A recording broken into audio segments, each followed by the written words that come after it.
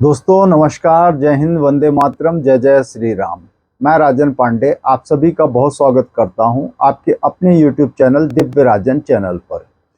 दोस्तों आज रविवार है और ऐसी कुछ खास गतिविधियों का कोई दिन तो होता नहीं है, परंतु आज की जो सबसे अधिक आप कह लीजिए खबर बनी वह थी आम आदमी पार्टी के द्वारा जो एक शर्त रखी गई थी कि वे महागठबंधन की बैठक में तभी शामिल होंगे जब कांग्रेस दिल्ली अध्यादेश का पुरजोर तरीके से दोनों सदनों में विरोध करेगी। अब देखिए, एक तरफ तो उन्होंने कांग्रेस को बहुत बड़े एक पसोपेश में डाल दिया था। कांग्रेस का एक बड़ा तबका जो कि आम आदमी पार्टी के विरोध में खुलकर बोलता है और कोई भी आप ऐसी कह लीजिए कि अवसर नहीं जाने देता है जहां पर वह आम आदमी पार्टी को तबीयत से, जिसको आम भाषा में कहते हैं लताड़ ना लगा ले, तब तक उनका मन नहीं भरता। फिर उसमें चाहे संदीप दीक्षित जी हों, अजय माकन जी हों, अलका लांबा जी हों, हरिशंकर गुप्ता जी हों या और भी कोई भी अन्य कांग्रेस नेता, खास तौर पे दिल्ली से या जो पंजाब से जुड़ा हुआ है, क्योंकि देखिए वे सबसे ज्यादा भुक्तभोगी हैं। दिल्ली में 15 साल कंटिन्यूअस राज करने के बाद अगर वहां से वे पदच्युत हुए, मतलब कांग्रेस पदच्युत हुई, तो उसके पीछे आम आदमी पार्टी थी। Same story was repeated in Punjab too, कि पंजाब से भी अगर कांग्रेस उखड़ी तो उसका एकमात्र कारण था आम आदमी पार्टी, ना कि भाजपा या कोई अन्य दल। तो यह जो दिल्ली के नेता हैं और पंजाब के नेता हैं, यह भली भांति जानते हैं कि आम आदमी पार्टी अगर किसी को नुकसान पहुंचाती है तो वह सबसे ज्यादा किसको पहुंचाती है। It's quite obvious, they know कि इट्स कांग्रेस पार्टी। जो पार्टी आज 125 साल पुरानी हो गई है, वह अभी कांग्रेस के कंपैरिजन में बिल्कुल नई नई पार्टी है।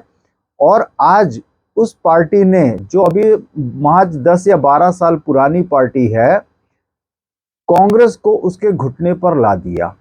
तो इसके लिए आप कुछ भी कहें, आम आदमी पार्टी ने अपनी ताकत दिखा दी। वैसे भी वह राष्ट्रीय स्तर की पार्टी बन चुकी है, भले ही 2 ही प्रदेश में सरकार हो, मगर उन्होंने, आम आदमी पार्टी ने, Arvind Kejriwal and his team ने कांग्रेस को उसकी औकात बता दी। अब देखिए, आप इसके कई मायने निकाल सकते हैं। एक मायना जो मुझे समझ में आता है कांग्रेस का इस प्रकार से बिना किसी हेजिटेंसी के सपोर्ट दे देना, कि वे कैसे भी करके राहुल गांधी जी को, मैं अभी भी बोलता हूं, प्रधानमंत्री पद का सबसे योग्य उम्मीदवार और नरेंद्र मोदी जी के समक्ष एकमात्र चेहरा पाते हैं। कांग्रेसियों की अपनी एक ऐसी सोच है। इसके लिए देखिए, उनको जिम्मेदार हम नहीं ठहरा सकते, क्योंकि हर पार्टी का अपना एक मत होता है, पार्टी की अपनी एक आइडियोलॉजी होती है, उसका एक नेता होता है। तो राहुल गांधी अगर कांग्रेसियों के लिए फिट बैठते हैं तो इसमें कोई बुराई नहीं है, परंतु अभी राहुल गांधी खुद संसद की सदस्यता बहाल हो जाए उनकी, इसके लिए प्रयासरत हैं। अब वे सुप्रीम कोर्ट की शरण में हैं और ऐसा मेरा अपना निजी मानना है कि सुप्रीम कोर्ट से तो उनको राहत मिल ही जानी है।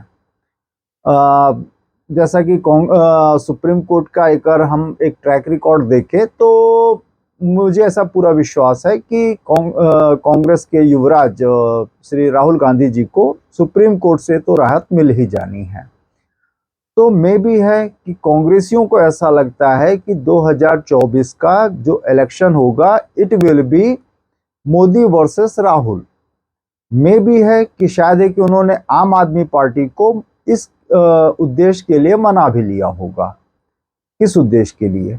कि इस उद्देश्य के लिए कि वे जब पोस्ट 2024 इलेक्शंस, लोकसभा इलेक्शंस, जब चुनाव के नतीजे आएंगे, कांग्रेस को ऐसा मानना है, को ऐसा लगता है कि वे सबसे बड़ी विपक्षी पार्टी बनकर उभरेंगे और जैसे भी येन केन प्रकारेण, अब आप कह लीजिए कि साम दाम दंड भेद जिसे आम भाषा में कहते हैं, वे वह सब अपनाकर वह मैजिक फिगर 273 का पीडीए अचीव कर लेगा। अब नीतीश कुमार जी देखिए, पीडीओ को लेकर एक तरह से आप ऐसे कह लीजिए कि बैकफुट पे जा चुके हैं। बैकफुट से मेरा मतलब है उन्होंने नेतृत्व श्रीमती सोनिया गांधी और कांग्रेस को सौंप दिया है। वैसे भी सोनिया गांधी भी आ रही हैं, अभी जो कल परसों में महागठबंधन की बैठक है उसमें आ भी रही हैं। और सोनिया गांधी जी का आना कांग्रेस के लिए मैं एक बूस्ट जैसा मानता हूं। आप याद कीजिए कि कर्नाटक के चुनाव में भी सोनिया गांधी जी ने शिरकत की थी और उसका एक बहुत अच्छा फायदा मिला था। Compare to Rahul Gandhi ji, Sonia Gandhi ji is much more seasoned politician. वे राहुल गांधी जी से काफी बेहतर निर्णय लेने वाली नेत्री हैं। अब इसके लिए देखिए, एक चीज तो ये है, आप बिल्कुल आप कंफर्म मान के चलिए कि केजरीवाल जी, जो कि अपने आप को एक भाषण में उन्होंने कहा भी था कि मैं बनिया हूं, सौदा करना बहुत अच्छे से जानता हूं, तो शायद है कि उन्होंने सौदा कर लिया है और अभी फिलहाल वे उनकी जीत, मैं उसको इस जो कदम जो कांग्रेस ने उठाया है, तो मैं ये मानता हूं कि केजरीवाल जी ने कांग्रेस को घुटने पर ला दिया। कांग्रेस आज आम आदमी पार्टी के सामने नतमस्तक है और बिल्कुल आप ऐसा कह लीजिए कि जो हुक्म मेरे आका, इस स्थिति में आ चुकी है। तो बहुत बधाइयां आम आदमी पार्टी को, उनको एक मजबूत सहयोगी मिल रहा है जो कि इस दिल्ली विधेयक का दोनों सदनों में विरोध करेगा। और यह मेरा अपना मानना है कि इसके लिए 101% आम आदमी पार्टी राहुल गांधी जी की बतौर प्रधानमंत्री उम्मीदवारी समर्थन करेंगे। ये बात रही साहब आम आदमी पार्टी और कांग्रेस पार्टी की। अगर आप देखें तो दोनों के जो नेता हैं, खासतौर पे दिल्ली में जिस प्रकार से गुत्थम गुत्था हैं, उसको देखते हुए तो यूं लगता है कि मैडम सोनिया गांधी जी ने फिलहाल त्वरित लाभ के लिए अभी जो दिल्ली के कांग्रेस नेता हैं उनकी आवाज को उन्होंने या तो अनसुना कर दिया या दरकिनार कर दिया। मैं फिर से एक बार नाम रिपीट कर सकता हूं, संदीप दीक्षित जी, अजय माकन जी, अलका लांबा जी और हरिशंकर गुप्ता जी ने, इन्होंने मुखर होकर आवाज उठाई थी और कुछ पंजाब कांग्रेस के नेताओं ने भी इस विषय पे आवाज उठाई थी। वे नहीं चाहते थे कि आम आदमी पार्टी से किसी भी प्रकार का कांग्रेस गठबंधन करे, क्योंकि इसका एक देखिए, आने वाले समय में आप इतना मानकर चलिए कि आम आदमी पार्टी जितना हो सकेगा उतना कांग्रेस को नुकसान पहुंचाएगी राष्ट्रीय स्तर पे, क्योंकि जहां भी कांग्रेस कमजोर होगी वहां पर आम आदमी पार्टी ही उभरेगी। क्योंकि एक तरह से आम जनमानस में कांग्रेस का विकल्प अदर देन बीजेपी आम आदमी पार्टी ही बनकर उभरी है। चाहे तो कांग्रेस के नेता स्वयं से इसको इवेल्युएट कर सकते हैं। फिर भी अब मैं तो इसको ऐसा मान के चल रहा हूं कि ये मैडम सोनिया गांधी जी की अपनी निर्णय है।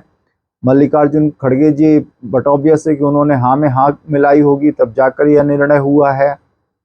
और शायद है कि कुछ भूमिका इसमें प्रियंका गांधी जी की भी होगी, राहुल गांधी जी की होगी, ऐसा तो मेरा मन मानने को तैयार नहीं है। खैर साहब, ये बात रही आम आदमी पार्टी और कांग्रेस की, तो it's all advantage Aam Aadmi party, that is Arvind Kejriwal ji. अब बात साहब एक छोटी सी है समाजवादी पार्टी की, जिनके शायद एक दिन अभी फिरने वाले नहीं। एक आपने अगर मानस पढ़ी होगी तो सुंदरकांड की एक चौपाई है, जहां सुमति तहां संपत्ति नाना, जहां कुमति तहां विपत्ति निदाना। तो ऐसा ही कुछ अब देखिए, जब तक खबर और कंफर्म ना हो जाए तब तक तो अभी, हालांकि we should refrain from making any such comment, but then too अगर यह बात में जरा सा भी दम है, तो जैसा कि सोशल मीडिया रिपोर्ट कर रही है कि अमिताभ बच्चन, जया बच्चन जी के पुत्र श्री अभिषेक बच्चन जी, वे राजनीति में एंटर करने वाले हैं, समाजवादी पार्टी की टिकट पर प्रयागराज से चुनाव लड़ने वाले हैं। हाँ जी, वही निर्वाचन क्षेत्र है जहां से उनके पिताजी कभी चुनाव लड़े थे और बहुत जल्दी ही फिर उन्होंने टाटा गुड बाय कर दिया था राजनीति को, यह कहते हुए कि इट डजंट सूथेस मी, यह मेरे, it's not my cup of T. तो अब मगर आप देखें तो जया बच्चन जी, जिन्होंने एक लंबी पारी खेली है राजनीति में, भले वे राज्यसभा सांसद रहीं और समाजवादी पार्टी के साथ उनका जो जुड़ाव है आज का नहीं, शायद है कि कम से कम 2 दशक के ऊपर का ही होगा। तो आप ऐसा मानकर चलें कि या तो जया बच्चन जी की प्रेरणा से, या आज समाजवादी पार्टी को भी एक ऐसा चेहरा चाहिए जो भीड़ जुटा सके। अगर वे भीड़ जुटाने के लिए अभिषेक बच्चन जी को लेकर आ रहे हैं तो मैं एक बार समर्थन करता हूं, क्योंकि आज की डेट में समाजवादी पार्टी में अदर देन अखिलेश यादव जी कोई भी एक ऐसा चेहरा नहीं है जो कि भीड़ इकट्ठा कर सके और फिर उस भीड़ को वोट में कन्वर्ट भी कर सके। और जहां तक बात है अभिषेक बच्चन जी की, तो मुझे नहीं लगता कि वे भीड़ भले बुला लें, परंतु उस भीड़ को वोट में कन्वर्ट कर सकेंगे, मुझे उनकी क्षमता पर संदेह है। इसके लिए मैं अभिषेक बच्चन जी से क्षमा प्रार्थी भी हूं, क्योंकि अगर देखा जाए तो 2014 के इलेक्शंस, 2019 के इलेक्शंस में भी श्री राहुल गांधी जी, श्रीमती प्रियंका गांधी वाड्रा जी और सोनिया गांधी जी, हालांकि सोनिया गांधी जी ने इतना ज़्यादा शिरकत नहीं की थी, परंतु राहुल गांधी जी और प्रियंका गांधी जी, साथ में और भी जो उनके स्टार प्रचारक थे, सबने भीड़ तो बहुत अच्छी इकट्ठा की थी, परंतु वोट में कन्वर्ट कर पाने में वे असफल रहे। अगर और भी ऐसे फिल्मी सितारे, एक समय था जब समाजवादी पार्टी से बहुत से फिल्मी सितारों का जुड़ाव था। आपको अगर याद होगा तो संजय दत्त जी भी चुनाव लड़ चुके हैं लखनऊ से समाजवादी पार्टी की टिकट पर, और एक समय बकौल श्री राम गोपाल वर्मा जी, जो कि राज्यसभा सांसद भी हैं समाजवादी पार्टी से और राष्ट्रीय अध्यक्ष अखिलेश यादव जी के चाचा जी भी हैं, तो उन्होंने तो अमर सिंह जी को बहुत बुरी तरह से लताड़ लगाई थी कि उन्होंने समाजवादी पार्टी को नचनियों की पार्टी बना दी। तो कहीं क्या अब कुछ अखिलेश यादव जी, जो कि बताने की जरूरत नहीं है, मुलायम सिंह जी के स्वर्गीय मुलायम सिंह जी के पुत्र हैं, अब कुछ एक अपने चाचा जी मतलब कि स्वर्गीय अमर सिंह जी से कुछ सबक लेकर कुछ एक ऐसी नीति अपनानी चाहिए क्या? खैर ये तो समय ही बताएगा। अभी हालांकि लोकसभा चुनाव थोड़ा दूर ही हैं, अभी कुछ भी नहीं तो 10 महीने तो दूर हैं ही। इस बीच में विधानसभा चुनाव होने हैं और जिन स्टेट्स में होने हैं वहां पर समाजवादी पार्टी का ऐसा तो क्या कुछ भी ऐसा स्पेस है ही नहीं। तो वे तब तक एक लंबा समय है, वे अपनी नीति रणनीति सब पर मंथन कर सकते हैं अखिलेश यादव जी। इस बीच में एनडीए 18 दिसंबर को अपनी महागठबंधन की रैली करने अपनी बैठक करने वाला है। उनका महागठबंधन मतलब एनडीए, नेशनल डेमोक्रेटिक एलियंस। 25 साल पूर्ण हो रहे हैं, जो कि एक बहुत बड़ी अचीवमेंट हो जाती है किसी भी ऐसे एलियंस के लिए, गठबंधन के लिए जो कई पार्टियों का मिलकर बना हो और 25 वर्ष पूर्ण कर ले। इसमें अब कुछ नई पार्टियां भी जुड़ रही हैं और सबसे बड़ा चौंकाने वाला नाम है ओपी राजभर जी का। जी हाँ, उत्तर प्रदेश से, जो कि उनकी पार्टी है सुहेल देव भारतीय प्रजातंत्र पार्टी, सुबह सपा करके नाम है। तो उस पार्टी का एनडीए में आना यह जरूर आश्चर्यचकित करता है, क्योंकि जिस प्रकार से ओपी राजभर जी ने भाजपाइयों को, मतलब कुछ एक तो ऐसे शब्द हैं, ऐसी गालियां हैं जो मैं इस प्लेटफॉर्म पर तो बता भी नहीं सकता, और योगी जी को तो उन्होंने ऐसी जगह भेजने की बात की थी कि सिर्फ भीख मांगने के लायक रह जाएंगे। और आज मैं उनकी ट्वीट देख रहा था तो वे नरेंद्र मोदी जी, अमित शाह जी और साथ में योगी जी की और अपनी कृतज्ञता प्रकट कर रहे थे कि आपके सहयोग से ही मैं एनडीए में आ पाया और अब हम लड़कर कांग्रेस से लड़ेंगे या पीडीए से लड़ेंगे।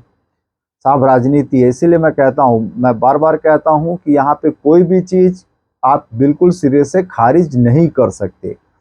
ऊंट कब किस करवट बैठ जाए कोई नहीं जानता। अब हाँ, जरूर बात आती है जयंत चौधरी जी की, तो जयंत चौधरी जी किस करवट बैठेंगे यह अभी देखना जरूर बाकी है। इस बीच में कल से या परसों से महागठबंधन की बैठक होनी है जिस पर हम सबकी नजर रहेगी और जो भी वहां से आउटपुट मिलता है वह मैं आप सबके साथ अवश्य शेयर करूंगा, अपनी राय रखूंगा और आप सबसे भी प्रार्थना करूंगा कि आप सब भी अपना संवाद कमेंट सेक्शन में जरूर करें। फिलहाल के लिए इजाजत दीजिए। संवाद पसंद आया हो तो लाइक अवश्य कीजिए और चैनल पर नए हो तो सब्सक्राइब अवश्य करें। जय हिंद, वंदे मातरम, जय जय श्री राम।